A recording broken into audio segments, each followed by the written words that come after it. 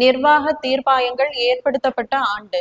Option A 1978, option B 1976, option C 1973, option D 1974, option E இவற்றில் எதுவும் இல்லை. So இதற்கான சரியான பதில் 1976.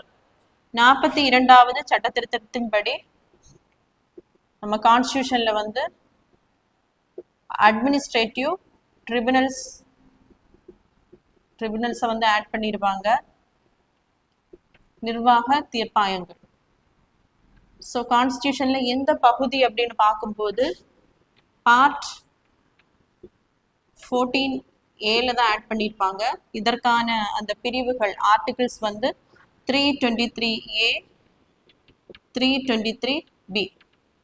ஸோ ஆர்டிகிள் 323A அப்படின்னு சொல்லும்போது நிர்வாக காரணங்களுக்காக தீர்ப்பாயங்களை அமைத்துக் கொள்ளலாம். அதாவது பொது சேவையில் இருக்கக்கூடிய அந்த அரசு அதிகாரிகளின் ஆட்சேர்ப்பு மற்றும் அந்த ப்ரொமோஷன்ல வரக்கூடிய அந்த பிரச்சனைகளை எல்லாம் தீர்க்கும் பொருட்டு நிர்வாக தீர்ப்பாயங்களை அமைத்துக் கொள்ளலாம் அப்படின்னு சொல்லக்கூடியது ஆர்டிகிள் 323B. 323A. ஸோ 323Bன்னு சொல்லும்போது நிர்வாக காரணங்களுக்கு அல்லாமல் வேறு சில காரணங்களுக்காகவும் தீர்ப்பாயங்களை அமைத்துக் கொள்ளலாம் அப்படின்னு சொல்லக்கூடியது ஆர்டிகிள் 323B. ஸோ எதற்காக அப்படின்னு பார்த்தோம்னா டாக்ஸேஷன்,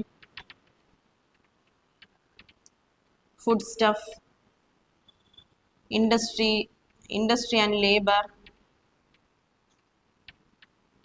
லேண்ட் ரிஃபார்ம்ஸ், ஸோ அதே மாதிரி ரெண்ட் அண்ட் டெனன்சி. ஸோ இந்த மாதிரி விஷயங்களுக்காக பிரச்சனைகள் வரும்போது அதற்கான தீர்ப்பாயங்களை என்ன பண்ணலாம், அமைக்கலாம் அப்படின்னு சொல்லக்கூடிய ஆர்டிகிள் தான் ஆர்டிகிள் 323B.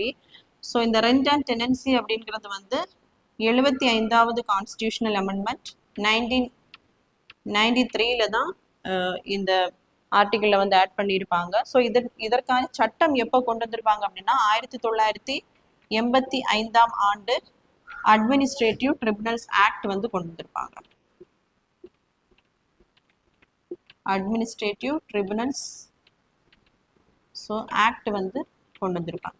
ஸோ இதில் பார்த்தீங்கன்னா இந்த அட்மினிஸ்ட்ரேட்டிவ் ட்ரிபியூனல்ஸை வந்து ஸ்டேட்டுடைய அந்த கன்சர்னுக்கு ஏற்ற மாதிரி பாராளுமன்றம் மட்டும்தான் அமைத்து கொள்ள முடியும். ஸோ ஆர்டிகிள் 323B அப்படின்னு சொல்லும்போது இதில் இருக்கக்கூடிய சப்ஜெக்ட்ஸ் வந்து ஸ்டேட்டுடைய லெஜிஸ்லேஷனில் வரும் அப்படின்னா அவங்க என்ன பண்ணலாம், அதற்கான தீர்ப்பாயங்களை வந்து அமைத்து கொள்ளலாம்.